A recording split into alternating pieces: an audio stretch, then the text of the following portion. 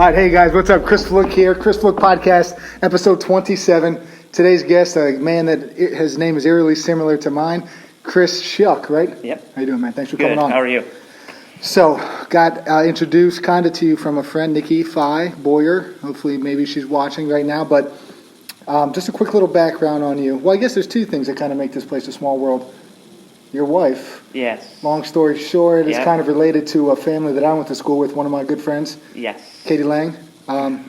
So that's cool too. Yeah. So we got these weird Small little world. Connections. Speaking of the Boyer clan there, Christian Boyer. Yeah. He came, Have to my you class. He came to my class a couple times. A How do little you on the mix- tight side. Scale of 1 to 10. His yoga skills, what do you give him? If he would come back, he could probably get into like a 7 or 8. 7 or 8? Yeah. Yeah, He's a little tight. Very sweaty. Yeah, he's a big sweater. Yeah. But he gave it his all every time he came. Maybe we'll have to come. Yeah. I'll talk him into coming. There we go. He's tightly wound, I guess you could say. All right, so yoga though. Blue Yes. Hawk Yoga, that's you. Yes. Right? You can find it Instagram, Facebook. Primarily working in that Briningsville, Emmaus, Macungie area, right? Yeah, and a little bit of Allentown. So just kind of talk a little bit about what you do, and then we'll kind of backtrack on kind of your upbringing and how you stumbled into the world of yoga, Okay. right? So just right now for business and stuff like that, what do you... I teach, right now I only teach 4 times a week, Sunday mornings at Tribe Yoga in Fogelsville above the post office, right across from the Hops. Can't really miss it. I also teach Mondays, Anti-Gravity Yoga Lab, Lehigh Street, right next to the Honda dealership, next to the Stove Store and that little strip mall. I also teach at Steel Fitness Premier twice a week, 4:30 Wednesday and Fridays. Great class, so you can always drop in at the drop-in rate at the Steel Fitness. And I also teach private lessons when everybody wants them. If anybody wants to learn how to handstand, arm balance, any of that stuff, or just wanted to learn fun flows, or just work on flexibility.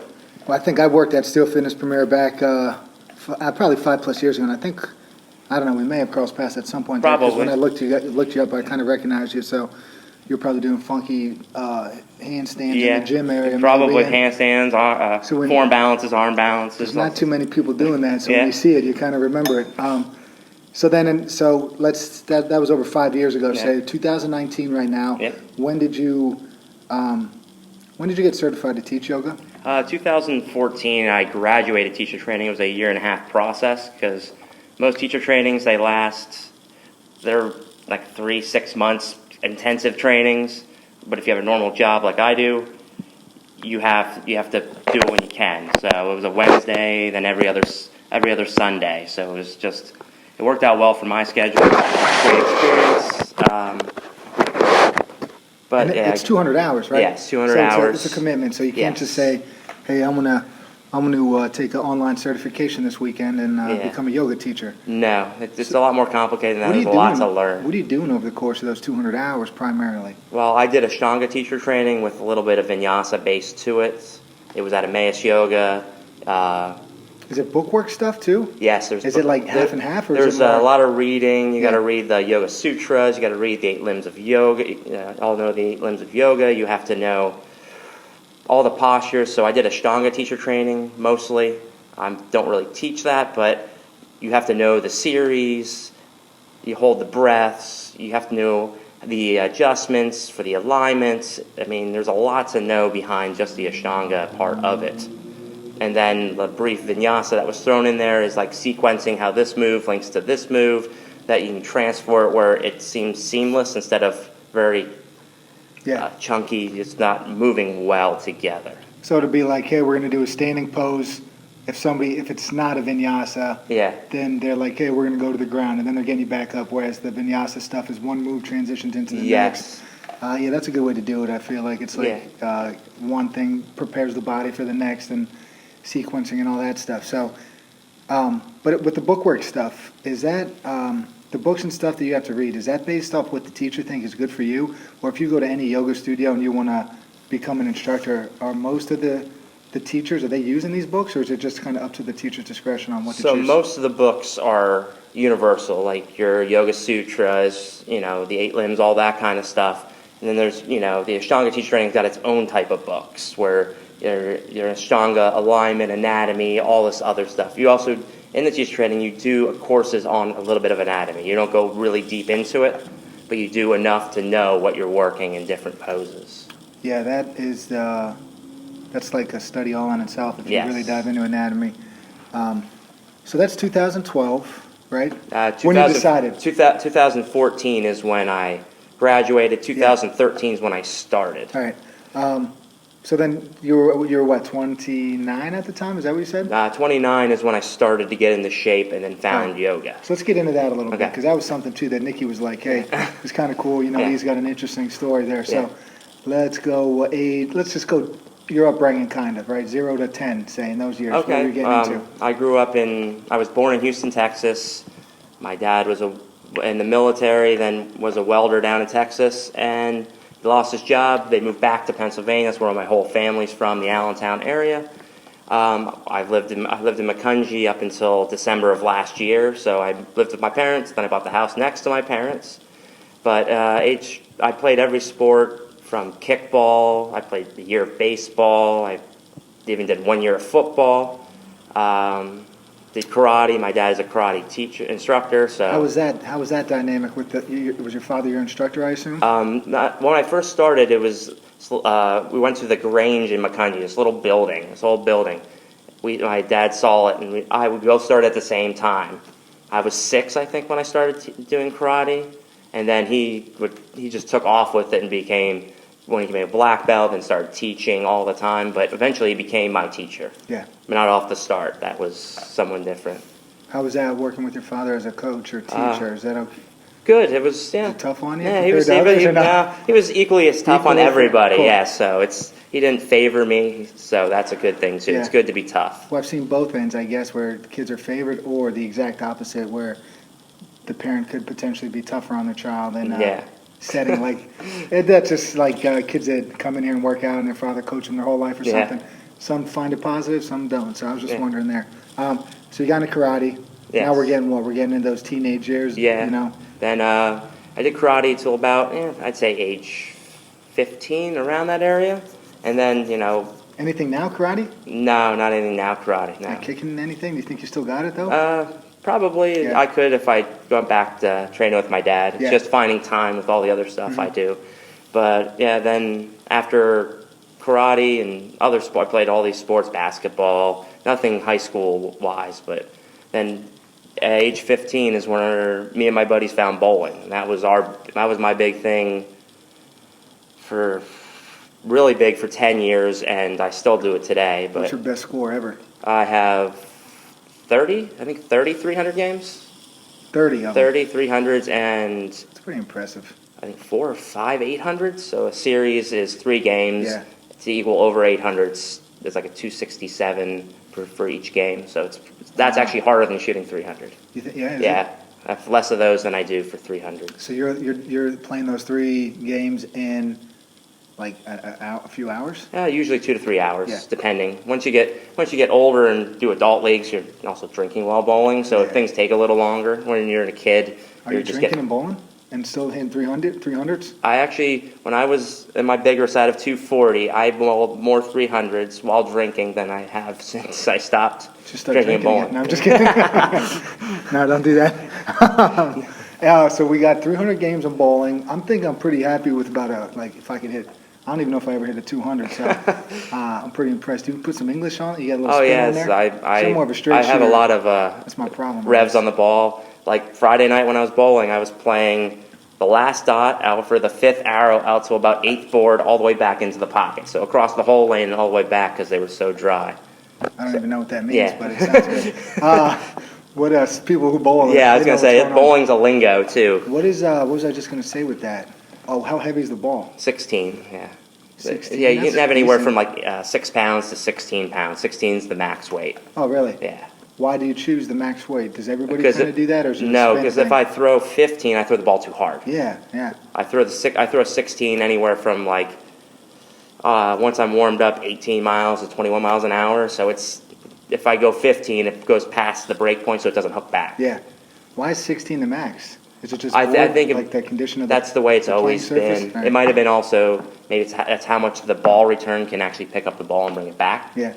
That I'd actually never really looked into. I might have to Google that. That's a good question.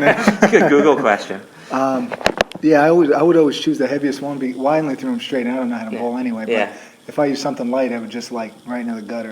Or deflect off the pins and go that way. Yeah, I was like, I just got to get the heaviest thing because I can't throw it hard then.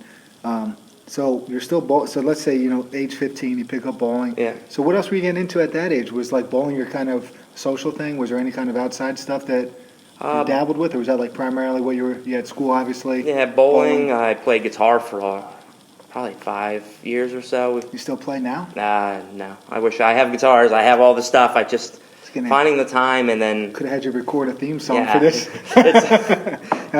That's harder than anything I've done is trying to learn guitar. I never played especially I don't have really big hands, so that limits me. Especially I also play disc golf, so it limits me gripping the disc and stuff like that. Bowling, it doesn't make that big of a difference. You just drill it to the right size and you're fine. There's a few unique things about this podcast today. One, your bowling skills. Yeah. Two, professional disc golf. Yeah. Let's talk about that. Yes. So what does that entail? I said, how do you become a pro before we went live? And what's the answer? Yeah, you enter a pro tournament. That's there you it. go. All right. So it's not a criteria really. No, not really. Pay a fee. You pay your entry fee, and hopefully you play good enough to get money back. If not, you just donate to the person that won. Yeah, simple enough. Yeah. Is that local? Yeah. There's a lot of. We're actually, I think, someone was telling me top 8 in the country for disc golf right now. Courses and stuff. There's a ton of courses around. I mean, South Mountain's right up the street. Right off 378, go up the mountain there. Yeah. There's a disc golf course right there. Do you park where do you park? At the lower lot. Well. Yeah. It's a no outlet that road. Yeah. You make a right. And there's a bike path that you could enter also. Yeah. Is that where you go in for the disc golf course? Yeah, right across from the cable center, the local cable center. That spot. Right across. There's a parking lot, and the whole one starts right down there. I was thinking. That's where the mountain bikers go. I think up higher on the mountain. So if you take this road this way, you can get to the bottom part, say the mountain bike trail. Yeah. But then you're entering up the next stoplight, basically. Okay. Right, got it. I never did that either. Yeah. How does that? Doesn't that stuff kill your if I would bowl, obviously I don't do it enough. Yeah. But I would wake up, and if I did it more, obviously my forearm muscle wouldn't be sore. Yeah. But does that and throwing an implement, does that affect anything in your elbows, joints, wrists, anything? I've had problems with my wrists and my shoulder bowling already, but again, that's when I was in my early 20s, so I was bowling 4 times a week and then bowling tournaments on the weekends, so that's all I did was bowl. What gets hurt, like this, like up into your shoulder and here, like in the front side? More of here. The wrist is just from cupping it like this too much for throwing, 30 games or so a week. Yeah. That's a lot of 16 pounds in your hand for that many times. It's just tough. Well, I found too, I think, just say I was playing sports, I was throwing the ball a lot, there's just a difference. Yeah. It's an asymmetric thing that you're doing. You're not throwing left-handed ever, so it's like one side is in going to be different and feel different. So I didn't know if there's some sort of overuse or. Well, I'm not paying for it, but I feel it now that I'm a little older with bowling. My left hip is tight. I have problems with my left knee. Because that's your plant leg? Yeah, it's my plant leg, so it's a lot of twisting, twisting on that leg. On that knee there. Yeah, the knee, I've had a knee problem since probably 10 years now, maybe a little longer. It was wet out one time. I don't slide when I bowl, but I slide just enough, and then I stuck when there was a little water on my shoe, and I popped my knee. So ever since then, it's been a little. Dang. But you deal with life it. Life of the bowler, man. It's not a lot of the old school pro bowlers have hip replacements, knee replacements, because they do it as a living. Man, it's thousands and thousands. No, I don't want to say millions, but I mean it's like hundreds of thousands of throws at least. Yeah, and then you're talking about practice on top of it. And how do you throw the disc golf? Is it this way or is it like There's 2 different ways. You can throw it backhand, which is coming through here, and then throwing it. It's more like whipping a towel. It's not like tossing a disc because you want it to rip out of your hand. The other way is throwing a sidearm, which is more of a wrist action. Which way do you throw it? I throw more backhand. That's how I traditionally thrown that way. Sidearm, I'm trying to work on it now, but the pressure on my shoulder is where I feel that in the sidearm. But why are you trying to learn that then if it doesn't feel great? Are you able to throw further that way or something? No, I'm just in case if I ever want to go back to playing tournaments. I played my first tournament last year in 5 years, so I took off a long time with all, getting into shape, yoga, all the other stuff. I just stopped playing tournaments. It just doesn't have time because it's a whole commitment of a whole day or a whole weekend.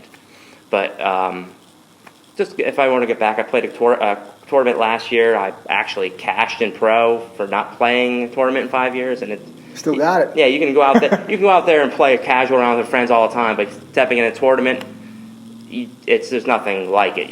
You know, there's still nerves. It's like I compare it to like when I go to a new place to teach yoga. I'm nervous until I get on my mat. Then there's no nerves because I know what I'm doing when I get there. I know when I'm on my mat, I know what I can do. It's just the thought. Yes. Isn't that what anxiety is? Yeah. It's so weird. Yeah, and you shouldn't be nervous before. It's like that thing about Will Because Smith you're about crazy. jumping out of a plane. That whole like thing on YouTube about him explaining jumping out of a plane, where you're drunk before the night before and said, "Oh, we're gonna go skydiving." You wake up the next day, you're like, "Oh, your buddy's not gonna remember that," and you're all there. And you're nervous, you're like shaking, and then you jump out of a plane. The only time you should be nervous is jumping out of that plane. Exactly, or when you're about to pull that chute. Yeah, and hopefully it pulls. Yeah, those two spots. Yeah, it's weird, right? Yeah.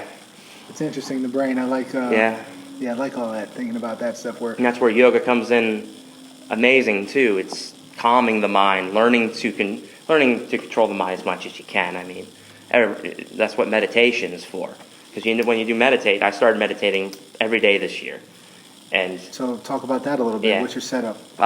Is it a guided thing, or you just sit on your own? I'm better guided. I've tried sitting on my own. Yeah. My mind wanders even more than normal.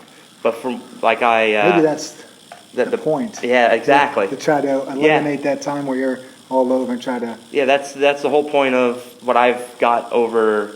Dan Harris wrote a book. Yeah. I've listened to him a few times. I didn't read the book. Both books are really good, but it simplifies it for people like that don't meditate, that don't sit there for an hour. And I mean, if you do 5 minutes, 10 minutes. I do about 10 minutes in the morning. I work out, do yoga, and then I meditate before I go to work in the morning. What's your workouts like? What are you looking at? Right now I'm doing P90X3 again. It's 30-minute workouts. Do 30 minutes of yoga. Do 10 minutes of meditation. Get my stuff ready. Go to work. So you're doing this early morning? Yeah, 4 o'clock I wake up every morning before work. All right, man, that's crazy. But the meditation-wise, it's like basically what you do is you focus on your breath, and then your mind wanders, then you go back to focusing on your breath. You know you're going to screw up every time, but you just come back to it. Are you listening, and this person is telling you, what are they telling you? Just give an example on the guided meditation Just part. About... so let's say you sit down, you hit start on the thing. Yeah, he tells you just to relax and sit in a comfortable position, and then starts to focus on the breath.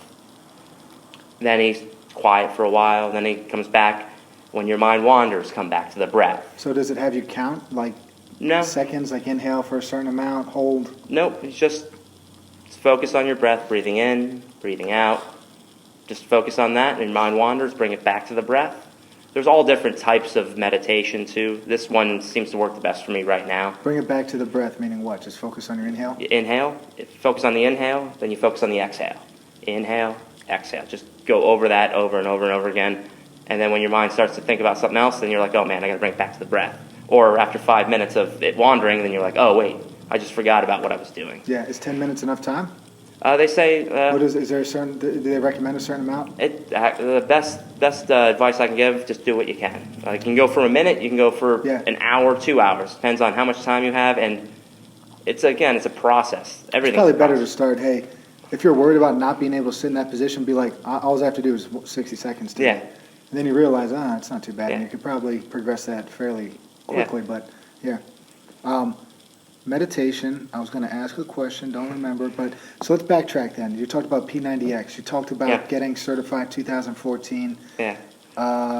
Should I start where I started everything? Let's say like after high school. Okay. Or just whatever. Okay. After high school, before my senior year of high school, I was working as a framing guy for a contractor. We framed a wall. It was a 2x6 balloon wall, 25 foot high, 16 foot long. It was huge.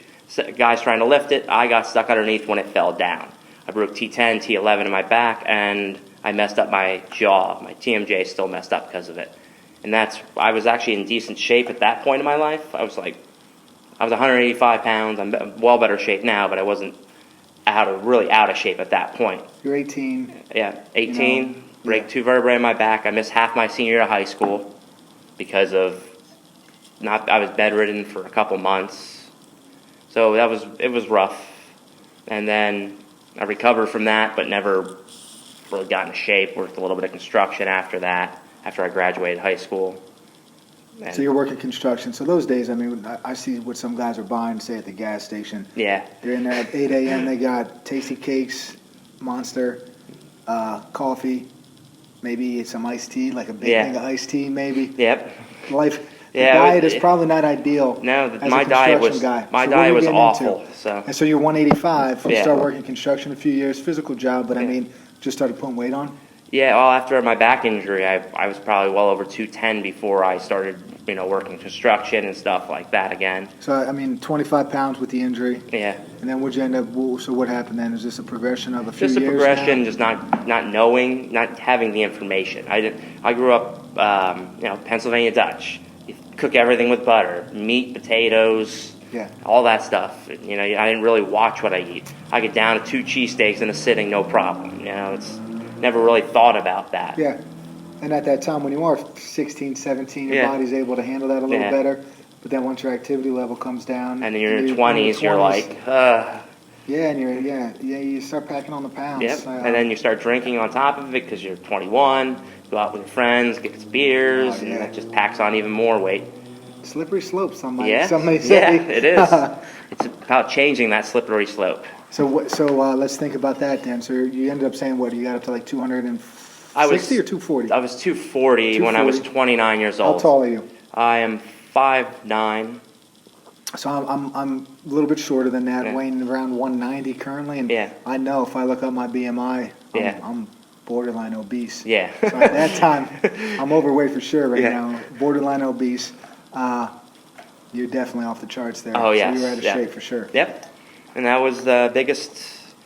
What was that? Is it like a moment of rock bottom? No, it was. Decided like I got to stop this. Like, what made you decide that one day? Or was there multiple attempts to try to get fit? No, there was no attempt at all. Actually, I'd go to the gym here and there, with my dad or something like. Just go, work out, but nothing really thinking about getting into shape. It was more of like just. You weren't like, dang it. Yeah. I'm fat. I got to lose weight. No, it was. I woke up one morning. I was just before I turned 29, so it was early December. I turned 29 December 14th of 2011.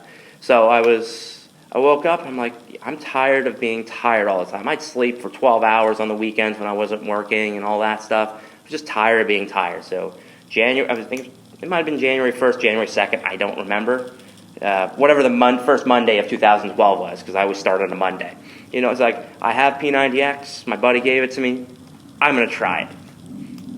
And that's what it was. The first week was hell. There was no other way to put it. It was the hardest thing I ever did. And so then I got to Thursday. Then I was like, what the heck did I get myself in for? It was yoga. It was an hour and a half of hell. Yeah, I did that before that video. It's an hour and a half of hell when you're not in shape and you're trying to twist across a belly that's sticking out to here. You're trying to twist and trying to balance on one foot. But that is the reason I fell in love with yoga. You're going to credit P90X yoga to getting you in the game. Yep. The yoga game, nice. That Tony Horton. Yep. Bam. Yep. I met him actually. After changing lives. Actually, it was probably this time in 2012. There was Fitness AC down in Atlantic City. Yep. I met Tony Horton there. Went down and did 2 workouts with him. It was awesome. Cool, man. Same guy on the video is the same guy you meet in person. But that's what got me started into yoga. Then I actually finally got the nerve up after 3 months. So I did P90X for 3 months. The 90 days. I lost 35 pounds. So 90 days, 35 pounds. So I'm down to 205 at that point. So feeling pretty good. Like 10 pounds a month, a little bit more maybe. Then I'm like, you know what? I want to get healthier faster. So I did another round of P90X, but I did doubles. So every morning I woke up and did P90X cardio, whatever it is. I can't remember the name of it. And then I do a workout when I get home from work. P90X workout or your own workout? No, P90X. I'm still on the P90X kick. And then in April of 2012, I became a vegetarian. I said, you know what? I'm going to give up eating meat for a week. I'm like, what can it hurt for a week?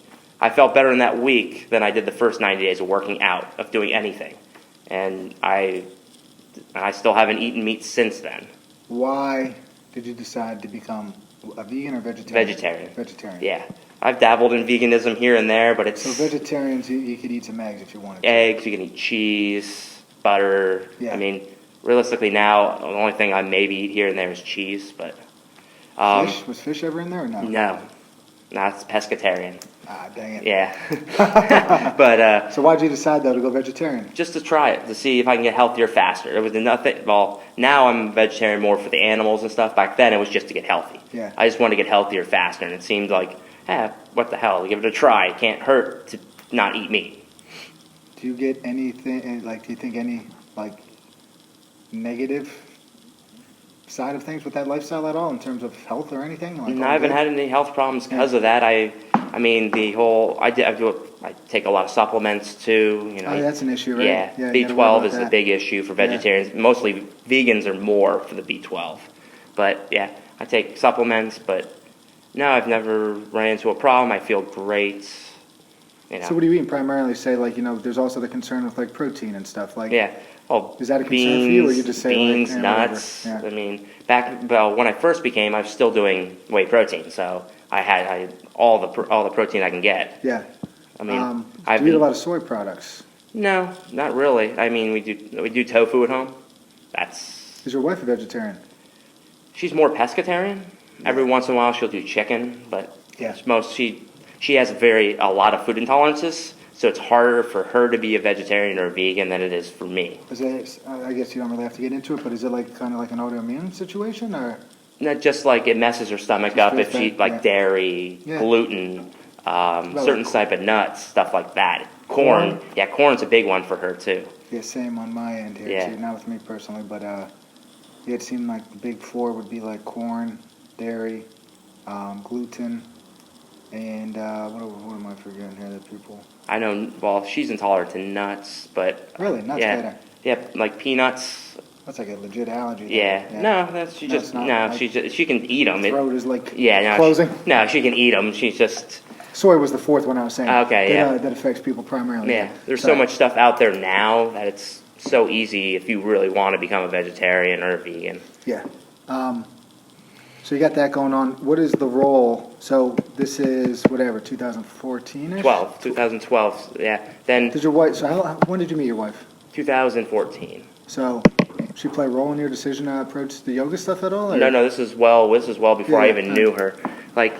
So the biggest decision I made was actually going to a yoga class.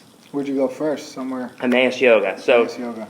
The funny part is I went to Emmaus Yoga it was a $5 class on a Saturday. It was actually Erica's class, but Britt, who's the teacher I learned from, she was subbing the class. So if she wouldn't have subbed the class, because she's a vinyasa teacher more than a Ashtanga teacher, if she wouldn't have subbed the class, I might not have came back.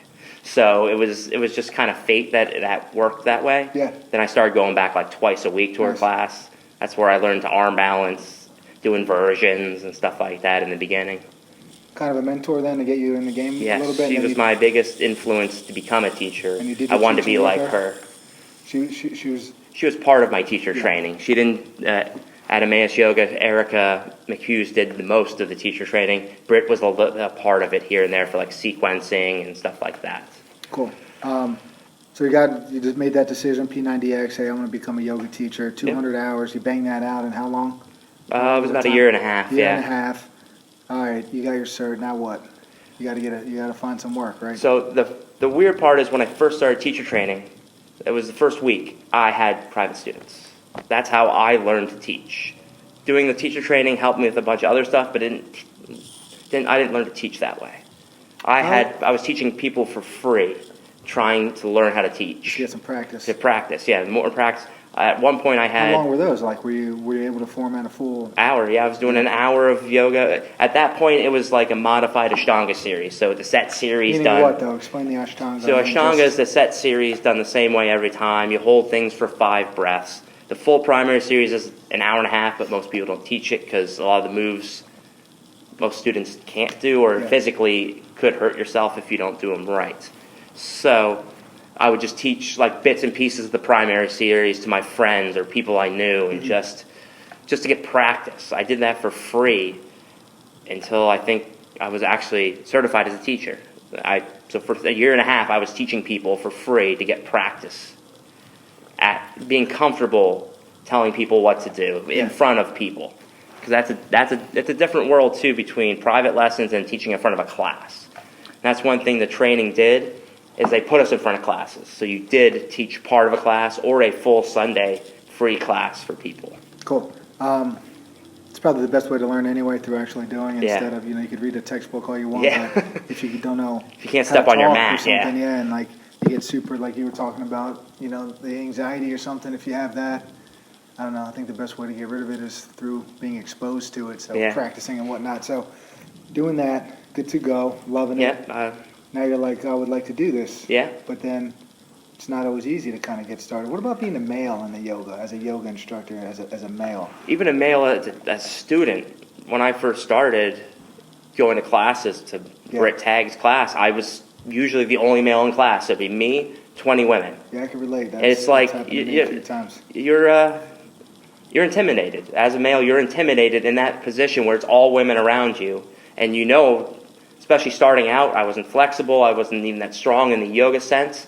You're intimidated about, like, okay, she's putting her foot behind her head. I can't even get my foot here. I'm like, and then eventually you become comfortable. Yeah. Nobody in the class cares. And that's the thing. Yeah, like people think that they do, but they don't exactly. at all. Because everybody feels that, all 20 people. And then trying to, and as and never being in that situation, not knowing any of that, you put more stress onto yourself, and then eventually you think going people are watching you, and when really they're struggling, it's just as bad as you are. Yeah, they're struggling in a different way, You'd be like, hey, I'm going to hang out in the back, and then the instructor comes in and is like, this will be the top of the room now. So you're like out there in front. Yeah. That's happened to me before, and I'm like, oh man, all right.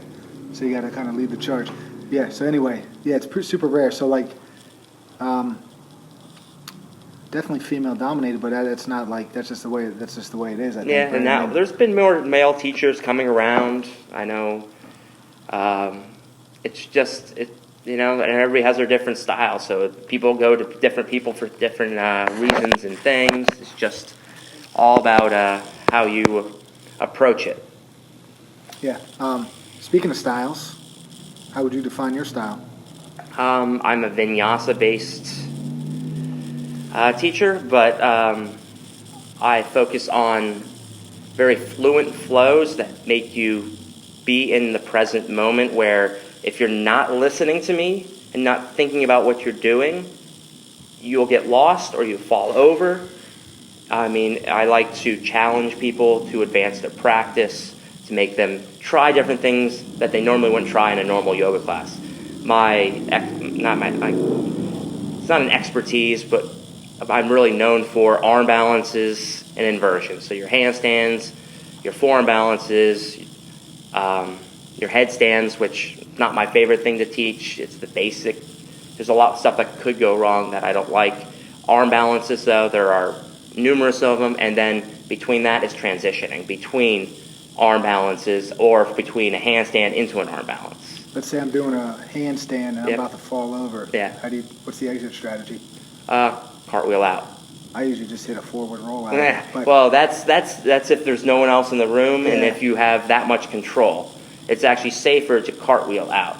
And I see, sense. And then the opposite way of rolling, women that are very backbendable land into wheel, which is also still could be dangerous. They drop into a back bend. Yeah. If you don't flex your feet and point your toes the right way, or you don't bend your knees when you land, you could jar your back.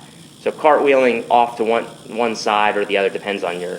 What if you got some guy that's like 50? Yeah. Might not have worked out in a while, but still thinks he's got it. Yeah. He's like, hey, I'm going to hit this handstand right now on the wall. Yeah. I mean, is there ever a point where you're like, hey, I don't know if that's safe? Or do you let people try and... Obviously, you don't want a guy to fall on his head. Yeah. But, like, how do you navigate that situation where... I'm very...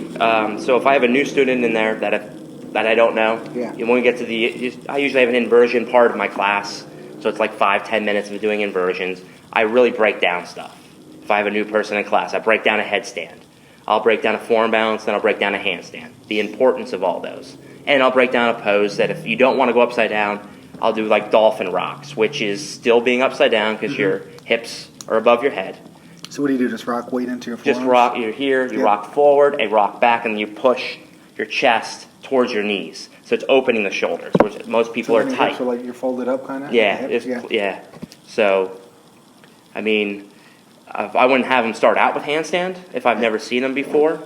I have a move which I learned in a workshop 2 years ago by David Swinson, who's one of the first Ashtanga teachers in the United States. A compression guided handstand where I can get most people into handstands. As long as I can get my arms around you, I can get you into a handstand. How? So I support. Yeah, I'm in front of them. I support their shoulders with my knees. So I buckle my knees in to support their shoulders.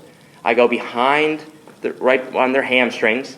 I lift there. I just lean back. There's not much work on my end. I just lean, and your feet come off the ground. From there, I stop. Sounds like a funky position to be in. Yep. Then I stop. Then if they feel comfortable there, I take their legs up towards the ceiling, which I have control of the legs. I have control of the shoulders. And being a guy that's in good shape, if I need to, I can pick somebody up and set them down. What is are they actively challenging themselves in that pose, or are you doing most of the work? So I'm more there for control. Like a spotting situation. Yes, it's a spotting with, I have options to move away from the position too. If things get ugly, you're there. I'm there to just, Or like, first step, if they're feeling good, their arms are locked and straight, because if you don't lock your arms, you're using strength instead of using your bone structure to keep everything in a perfect line. Then it's too much, you're actually working too hard. Then I move my knees away. So basically you're balancing there. I'm just holding your legs. Yeah. Then if you're feeling really good, I move to the side and hold, just so you can wiggle back and forth. Yep. And From there I go back and then take you down. But focusing on the hands in a handstand, which it's called handstand, but most people use everything else but their hands to balance. And everything should come from your hands. Meaning what? What are your hands supposed to be doing into the ground? So I'm here, 1/4 inch, maybe 1/8 of an inch movements. That's all I'm balancing when I'm in a handstand. Back, forth. If I feel like I'm going towards the floor, my feet are going towards the floor behind me, I dig into my palms, it pulls me back up. Feel like I'm flipping over, I dig into my fingertips. I actually grab and pull, and it pulls me back up.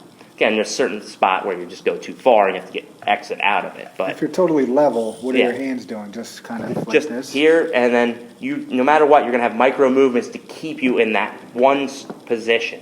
Everything else should be locked out. What made you decide hands just because they're fun and awesome, that you really like the inversion stuff? I love the challenge of being on my hands for arm balances, and then being upside down. Yeah. Because being upside down, being upside down, there's nothing like it. But when you get to a handstand, there is nothing in my body. There's nothing like being up there. It's my first experience with meditation, because you get up there, you have to just be in the present moment. There's nothing other that matters other than being in the present moment. Once you get really good at it, then you can do all the crazy stuff out of it, or just stay there in a still position and work on your breath. That's all you're really doing. How long are you holding that handstand? Yeah, like a record time? On a good day, my best time I ever timed myself was 2 minutes and 15 seconds. At that point, my shoulders were shot. Yeah.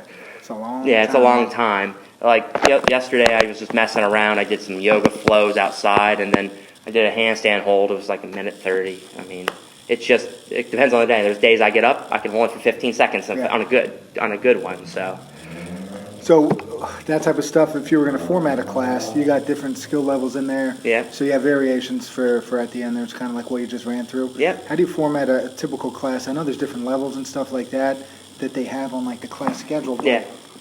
if you change the plan, hey, there's 6 people here that I know are like, they could do some more advanced stuff, but they're at a beginner class. Do you keep it beginner level and just have them work on fundamentals? So all my classes are all levels. So I'll have somebody that's new and I'll have somebody that's advanced.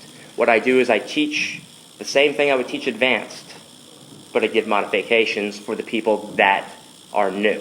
So it makes formatting a little bit easier in the sense you have like your core stuff that you're working on, and just different progressions and regressions for everything. And then if I have regulars for all my classes, what I try to do is tell like a new person, like if we're going to a confusing flow, that we're at the front of the mat, then we're at the back of the mat, then we're doing all this stuff. I tell them, okay, watch these people, because they'll show you, they'll be doing the same thing you're doing, and then try to follow them, because they come to my class all the time. They know what's coming next in the flows. Even though I don't teach the same flows every class, I always mix everything up. And would you say that there's people that listen, like watching is like not a thing for them? But like, do you think it's possible for them to listen to you and watch somebody, or do you think their brain just gets scrambled sometimes and they get totally lost? Like, it's about how you learn too. But you would advise them, hey, follow these people, just kind of watch them and model what they're doing. And like if they're like, I'm more of a visual learner. Mm-hmm. So if I'm watching somebody do it, like I can watch somebody do a flow, like just watch somebody on Instagram, I just watch them do a flow. I'm like, I watch them do it twice, I can most likely do that flow and remember what's coming next. Yeah. Where some people are auto listening learners, so you've got to. That's why I use my words like, okay, pull your inner thighs in towards each other while you're in Crescent Pose. Really push the back heel back to engage the leg. So I give that, and if there's somebody, like we're doing something really crazy, I will actually go next to new people and have them follow me through it. Yeah. Because I don't have to be on my mat. I don't have to. I teach. When I teach, you see a lot of teachers don't do a lot of the stuff they teach, like they're just walking around or on their mat. I usually do everything because of the type of flows I teach. Yeah. And it gives them a better, okay, this is the way you want to be able to do it, or it will look eventually once you keep doing it over and over again. So just going back then to your, we talked about the P90X, we talked about how you got into yoga. Now you're starting to teach and all this other stuff. So when you were a teacher, you said initially P90X, you dropped around 30 pounds in 90 days. You were around 240-some pounds. Yep. You got yourself down to? After 180 days, I dropped another, I think it was 30 pounds. So I had 65 pounds in 6 months I lost doing P90X. Do you think the yoga, like now in terms of maintenance of that weight loss? Yeah. What plays the biggest role in that, do you think? Is it the diet? Is it a combination of everything? Is it your discipline, getting up at 4 a.m. every day? It's a bit of everything. Working together, right? It's a bit of everything. Diet, exercise. It's basically a lot of yoga. Because I do, like in my morning yoga. If you come to my class, you'll never see what I usually do in my morning yoga at my class. I do basic stretches. Everything's really slow. This is your personal yoga at house? In the morning, in the morning. Like when I get home from work and I do a yoga practice, it's totally different. But in the morning, I'm trying to stretch out my body. I know I got to be on my feet for 8-9 hours at work, so I'm trying to loosen everything up. A lot of shoulder stretches. And then, of course, I have to do at least 5 handstands, but that's just getting your brain working in a different way. Yeah. Getting on your hands and being upside down. I mean, some days one of those handstands is good, some days all of them are good. So, but it's being able to do all the different types that whatever your body needs at that point in time. It's about my classes and the way I teach and the way I actually participate in classes. It's all about having fun. If I'm not having fun, why do I want to be there? Yeah. And you're doing the meditation after your morning yoga? Yeah, so I do my normal workout, which past 3 weeks has been P90X3. Before that, I was lifting in the morning before I do yoga and then meditate. Is that at home as well, or do you go somewhere? At home. Yeah. So you got it all? Yeah, nice. I have everything at home, so Perfect. it makes it a lot easier. Yeah, you don't have to go anywhere. No. Breakfast and stuff. Like, what are you doing then with this diet of yours? I usually 12 to 16 hours. I don't eat. Yeah. I usually. Is that fairly new, or is that kind of what you were doing at the beginning too? No, it's about a year and a half now, 2 years I've been doing that. Usually, I was strict for a while when I was really trying to drop weight to make it easier to handstand. Yeah. Now 12 hours usually. Sometimes I make it to 16. Mm-hmm. Depends if I get busy at work and I can't eat, and I eat at my normal break. It's 11:30. So anywhere usually 6 to 7:30 is when I stop eating, and then maybe 8:30 to 11:30 somewhere in there I start eating. So it's at least 12 hours. You're done at like 6:30. You said. Yeah. Done eating at 6:30. Yeah, it's 6:30, 7:30, depending. Yeah. What depends, like the nights I teach late, I eat a little later. If you break that rule, does it bother you, or you're just like, yeah, screw it? Yeah, it's not anymore. It used to bother me when I first started it because I was really trying to get strict with it and try. Now I'm like, you know what? It's fine. When you were doing the workouts and stuff, you opted for like twice a day. Yeah. At one point in time, do you think you had some sort of like unhealthy obsession with working out Of at course. that point? Is that still? You're still working out a lot now. No, I'm not working out nearly as much as I did because you got a morning and an afternoon situation going on. Not a lot of people are getting one in a day. Yeah. So what happens if you don't get those in? The morning's the important thing. Yeah. I've noticed getting up at 4 a.m., working out makes my day at work a lot better. Yeah. I'm more awake. I have just a better day. If I don't do it in the morning, which it doesn't happen. My alarm goes off at 4 o'clock. I usually am up at 3:58 because I'm up almost always before my alarm. Go down, make a pot of coffee, pour half the pot of coffee, get some water, go upstairs, work out. Take the other half to work. Yeah. Nah, coffee's great. You need that caffeine. Yeah. I hear you on that one. So morning one's important. Just having that. How long have you been getting up at 4? This whole year. I've been. I made a New Year's resolution, but I just like, you know what? I'm going to get up. Why 4? It gives me I leave my house around 5:20 in the morning to go to work. So what? I start work at 6. Yeah. So I have to get it in early enough where I have time to make my lunch for the day and relax a little bit before I get in my car and drive to work. Got it. Cool, man. Yeah. That's pretty serious stuff there. What happens when the year ends? You're going to keep it rolling? Yeah. I mean, as long as I'm feeling good and it's not wearing on my body. What are some other, we talked, we did talk a little bit about the vegan stuff, vegetarian stuff, sorry. So you're kind of doing intermittent fasting. Yeah. Vegetarian. Yeah.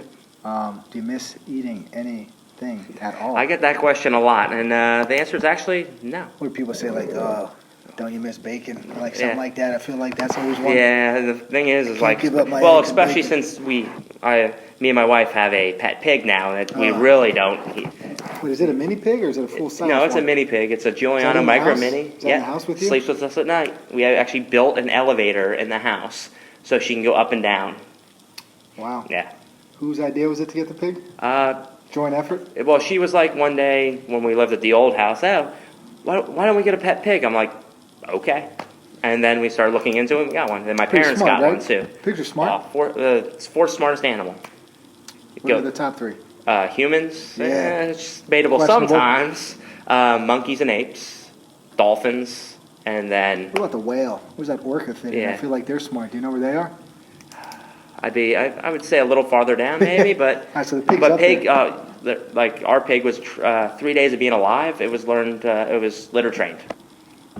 So pees in a litter box? It used to. Now she taught herself how to go outside and go to the bathroom. How does it get outside? Do you have some sort of door? Well, we have a door with a bell. So she rings the bell and we let her out and she goes out. How long do these pigs live for? 21 years. All right. Yeah. Cool, man. So you have a pet for a while. Yeah. If you let it out, when do you think it'll start looking like a boar? Never? Hopefully never. They have those wild qualities? Yeah. Because they could be dangerous too, the full-size ones anyway. Yeah, or even a small one, if you get swiped by it, if it has tusks, if you don't get the tusks trimmed, it'll like put a hole in your leg. Like we had there's some awful stories about Yeah. what pigs do sometimes to humans, and you're like, whoa. So you got a pig. Any other animals? We have 3 cats too. 3 cats? Yep. Are they like comparable in age? Well, one's she might have just turned 20, and we have 2 that are like a year and a half. Are they inside outside or? No, just inside. Right. Yeah. We got some inside outside cats, and they bring stuff in. For sure. Yeah. Leaves them at the door primarily. One of the cats is a ruthless killer. I think most cats are. They just got to let it out. One's lazy, I think. I think it's the female one that stays in. I don't know if that's because she had to get spayed or whatever the term is. So I don't know if that played a role in her lack of. Anyway, the dude will get out there and he'll kill. He's neutered as well. So yeah. He's a killer. The other one is just chubby and loves being inside and eats. She has free food basically. She doesn't have to go out and kill it. So we got that going on. Kind of we talked about the format situation. What does yoga mean to you, I guess, in that sense? Because it seemed to play a big role in everything with like your whole change from. Yeah, I mean that was the big thing when I started going to class and stuff. It made the change of my whole life a lot easier.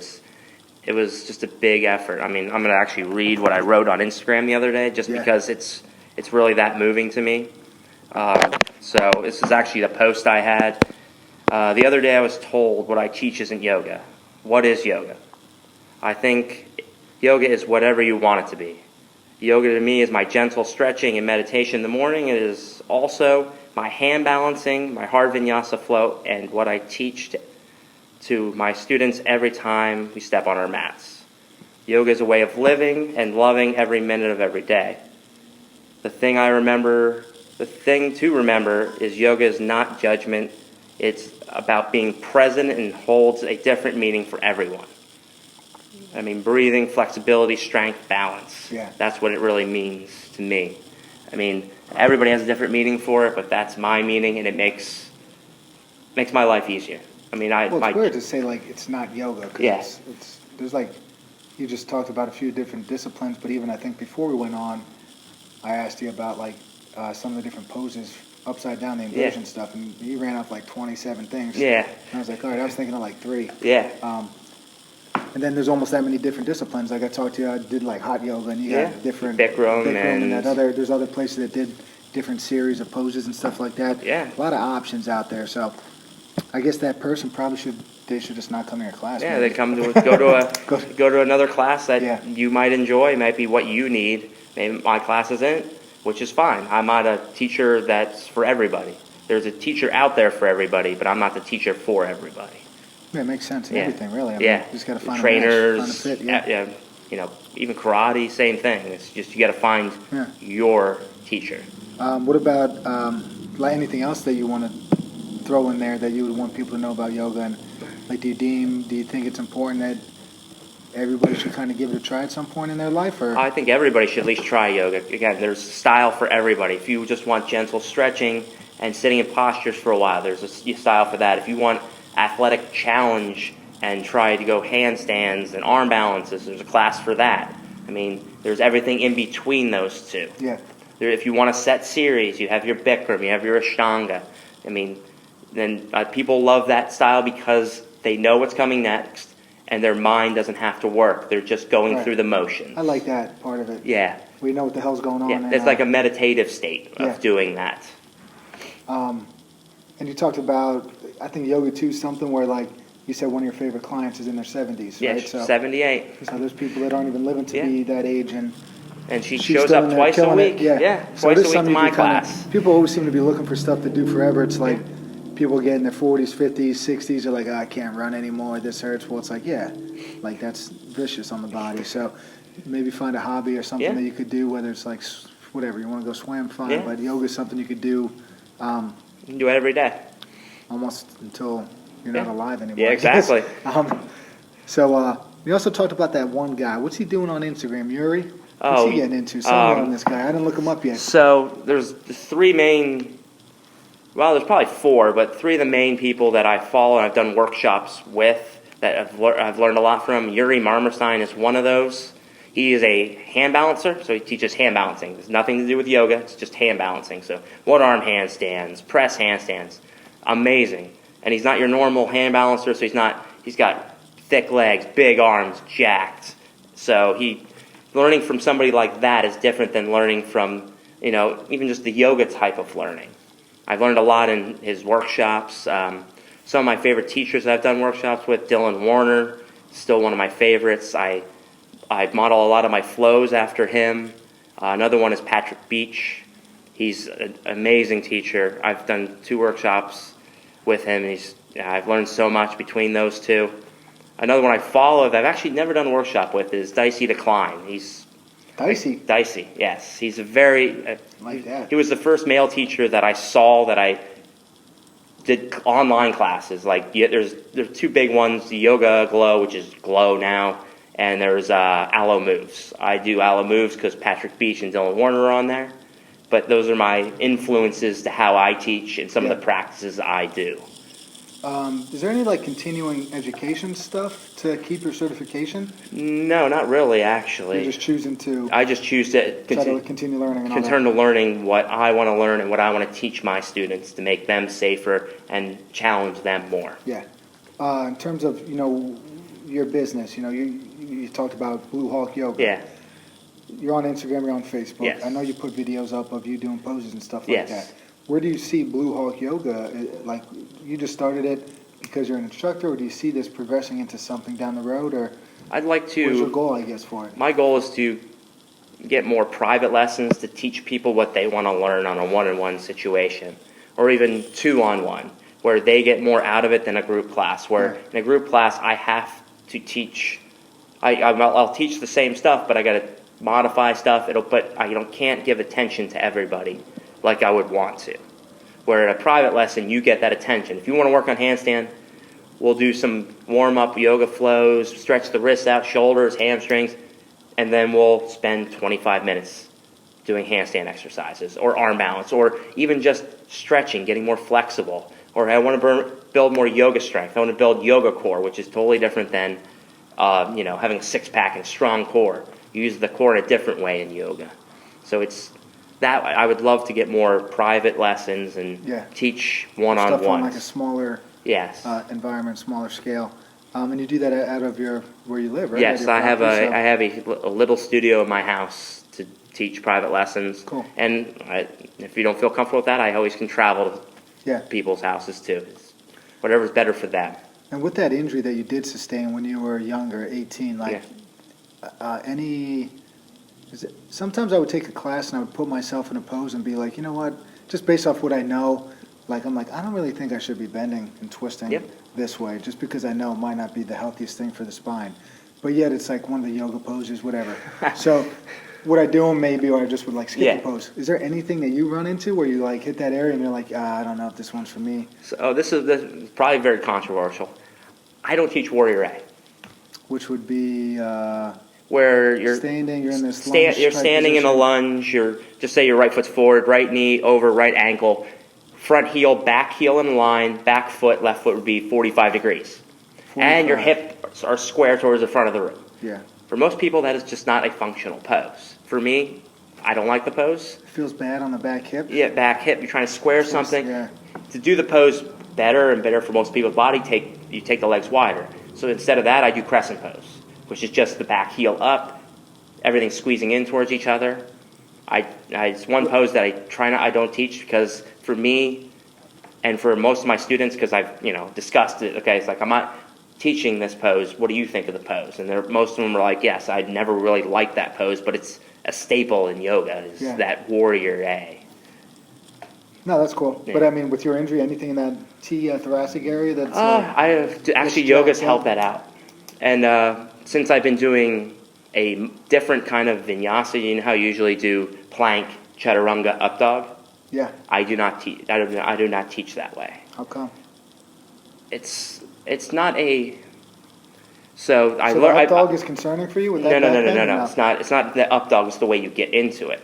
So this is coming from doing online classes with Patrick Beach and seeing him in person. The way he describes this movement. So it's more of a movement where I go back up. So in yoga, why don't you come back up? You go down in chaturanga, but you never push back up. So you're not building strength. But when you come back from when I go plank, chaturanga, plank. Then I drop into like a half child's pose where my forearms are almost down, my elbows are pulling in, my chest is low. Then I slowly bring my chest through and up my arms. So I'm leading here. I'm not dropping in my lower back. Ever since I've been starting to do that, I don't really feel anything in my lower back. So you think people will just be on their belly and basically just push with their upper body? Or just here and then drop. You put all that pressure into your lower back. Again, if you're a practitioner, you've been doing it for years, and it feels great on your body, then do it. For me, it never felt right.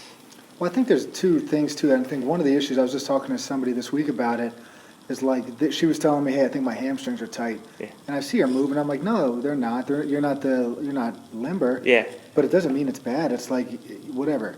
Anyway, people that do yoga, they might be able to take their head to their heels, saying some sort of crazy posing, but they're born to do that. Yes. They probably rolled out of bed and could do that, right? I coach with a guy, I used to coach football with him. He's in his 60s. I can't touch my toes with a locked knee. Yeah. He could put his full palm on the ground. He's the one that's got a bad back. His this, that, all this other stuff. And I'm like, granted, he's 60, but I'm like, that doesn't mean anything. You could have all the stability, but if you don't if you could have all the mobility, but if you don't have the stability to control that stuff, and then you see that you're in trouble. Yeah. You want to have a certain level of strength. You want to have a little bit of tightness. You don't want to be super loose. And these people that are online that are able to put their feet behind their head and stuff like that, like, whatever you do, like they're selling some sort of product. Yeah. That product didn't get them to do that. They were freaking born to do that. Genetics like a lot of yoga people you see on like Instagram doing all this crazy stuff. I'm not saying all of them. I'm saying a lot of them were gymnasts at one point in their lives. Yeah. If you're a gymnast, you were built to be flexible and to do that kind of stuff. It's like you're born, you're physically advantaged to do that. Yeah. But then also the training over the years just kind of helped with continue to reinforce that. And I've been doing yoga for over 7 years, and my hamstrings are still tight. Yeah. My hips are way open. My hamstrings are tight. I went to a workshop with one of my favorite teachers. His hamstrings are great. His hips are so tight. And he's been doing yoga 20-some years. So but they're not tight. They're not. They're tight to him, but relatively speaking. Yes, relatively he's probably not tight. Yes. Right. But compared to, yoga-wise, doing it that long, yeah. like I should be more loose in the hamstrings. But, it's just my body, the way it's made up. Yeah. It could be a tightness somewhere else, like my lower back's a little tight, so it's pulling on my hamstrings. It's all the little stuff that you learn over time in your body doing yoga.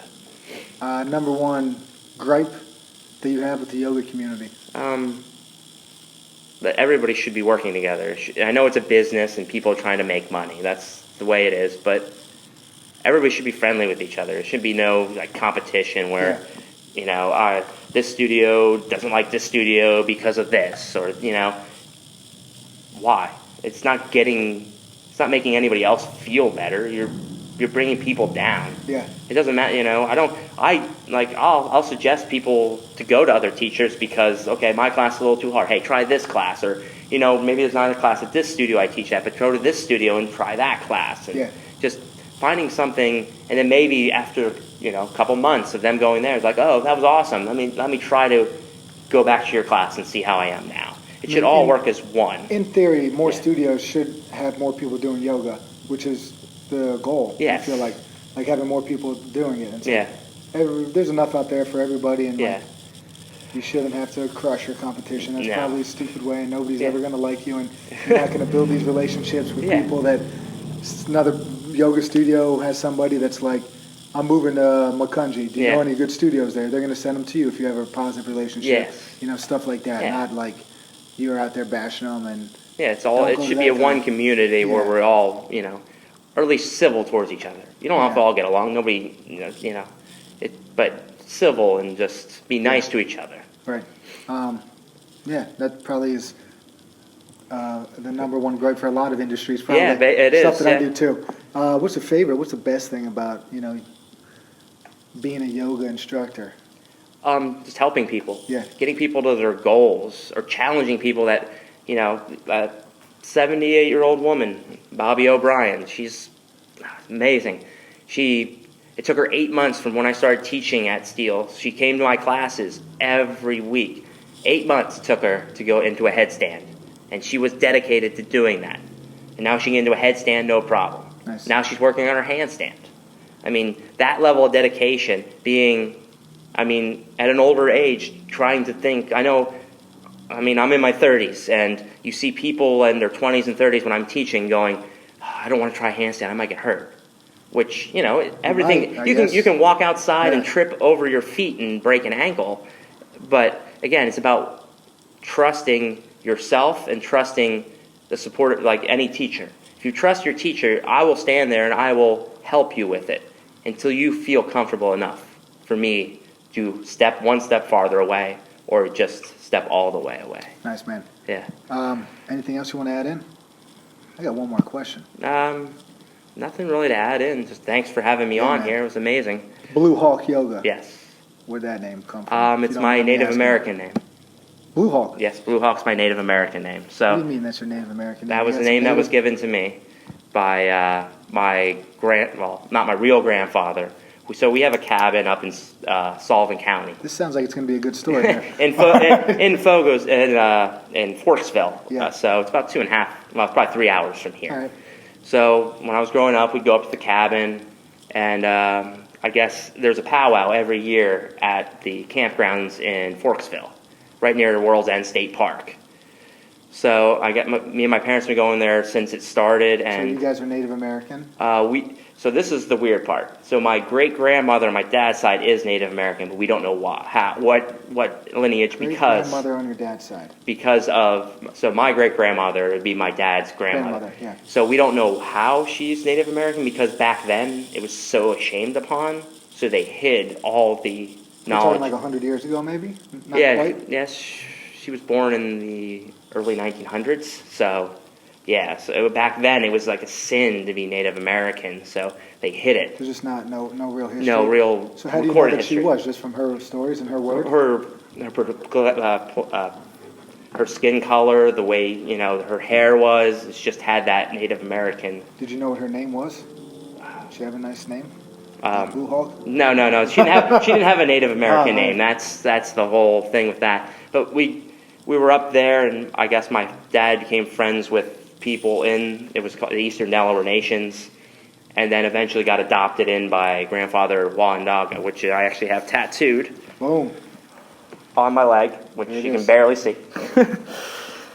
But we were adopted into the tribe, so we'd help out during the powwows and stuff every time we go up there. And then eventually, when I was old enough, I think I was 16, and I was given the name Blue Hawk. There's a cool book called Tribe. Okay. Sebastian Junger. I've heard of it.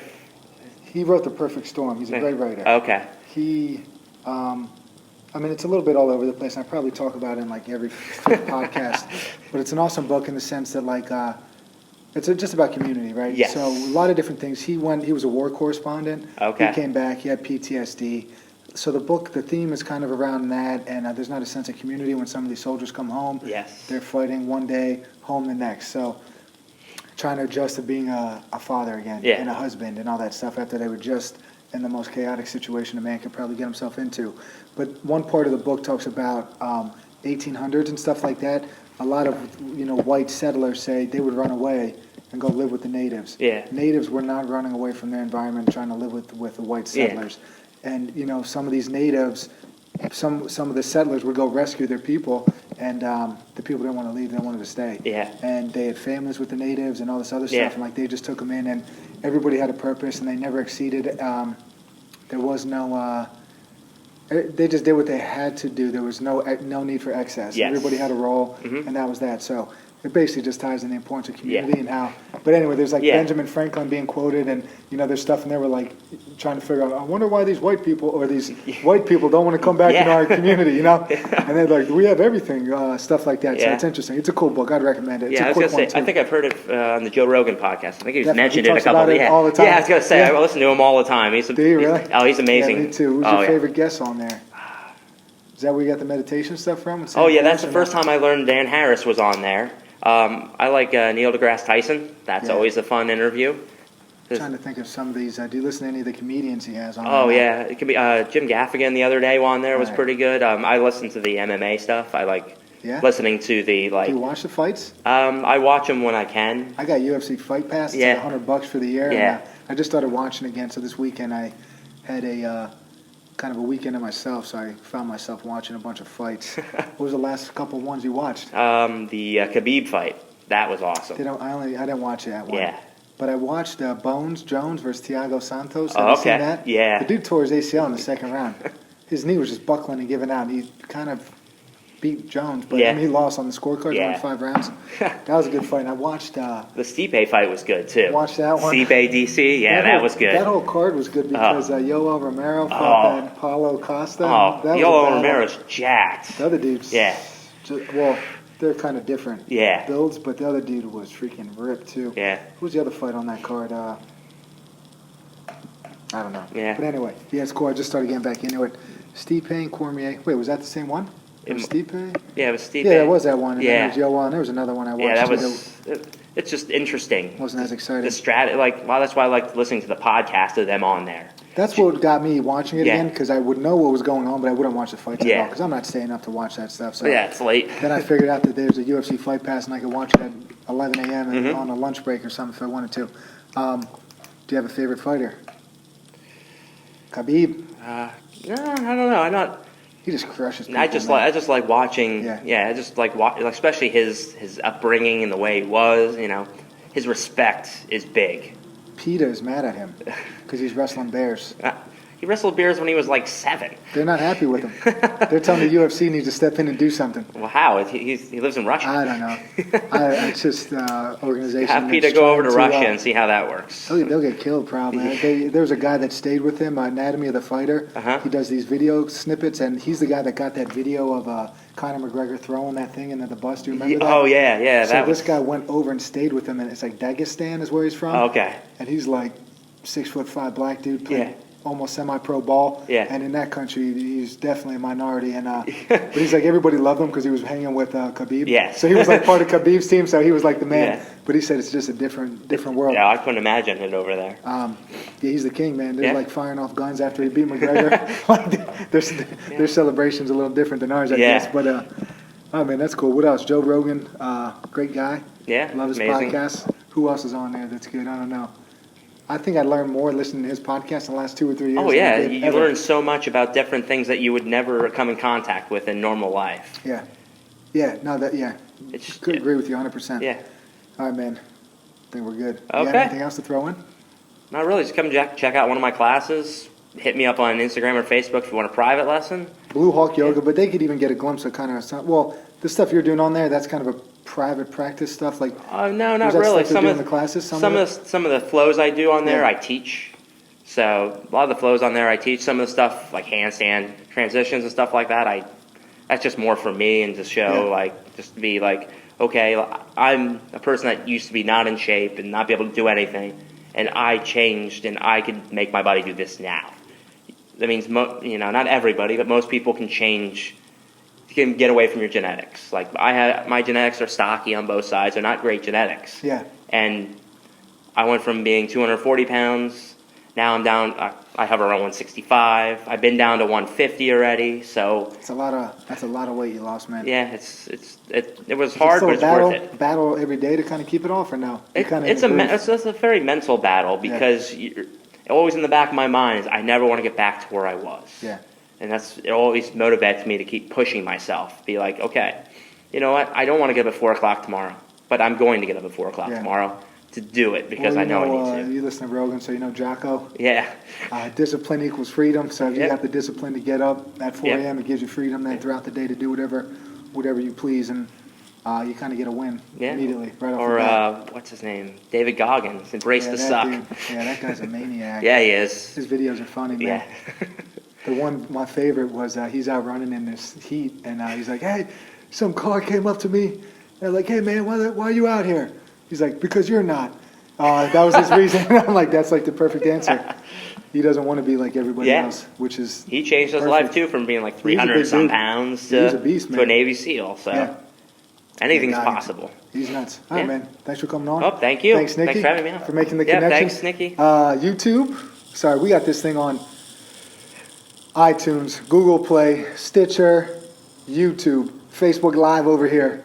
I don't know. I probably forgot something, but that's it, guys. Have a good day, man. Peace, everybody. See ya.